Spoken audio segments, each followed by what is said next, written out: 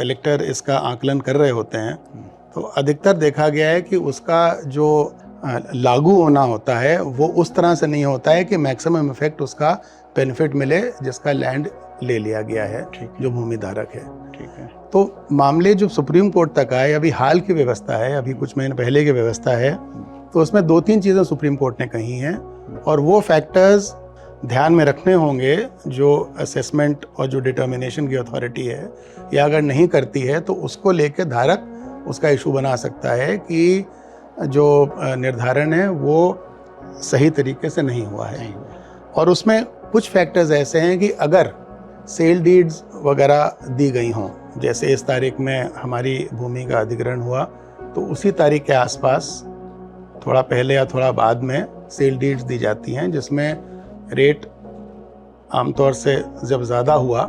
तो कोर्ट ने ये कहा है कि जो सेल, उसको एग्जेम्पलर बोलते हैं, एग्जेम्पलर सेल डीड, तो कोर्ट ने कहा है कि जो हाईएस्ट एग्जेम्पलर सेल डीड दी जाए, हाईएस्ट जो बोनाफाइड हो, जो प्रॉपर सेल डीड हो, आपको उसको कंसिडरेशन में लेना ही लेना है, उसको आप नज़रअंदाज नहीं कर सकते हैं। एक तो उन्होंने वो कहा और उससे फिर जो हमारी ज़मीन की जो वैल्यू है, जो मूल्य है वो बढ़ के आएगा। तो हाईएस्ट आपको लेना है एक तो जो एग्जेम्पलर सेल डीड है। जो लैंड आपने अधिकृत किया है वो कितना पास है जो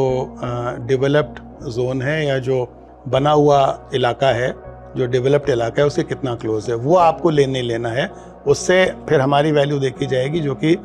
बढ़ेगी।